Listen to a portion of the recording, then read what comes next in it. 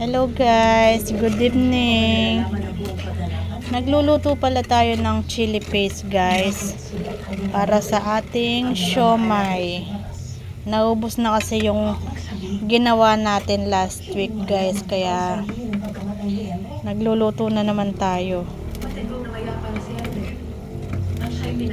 Pinapakuluan ko yung sili guys para lumabas yung hanghang ng sili, para masarap yung ating chili paste.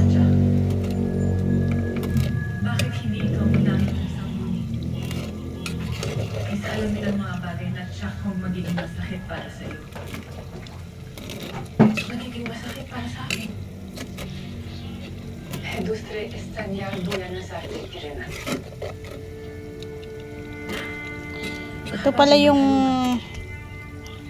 hinahanap nila sa siomai natin guys, yung chili paste.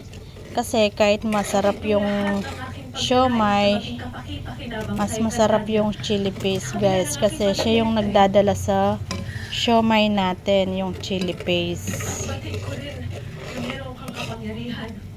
Kaya kahit mahal yung sili guys, go rebels pa rin tayo para sa siomai natin, kasi kung walang chili paste hindi masyadong masarap yung siomai guys.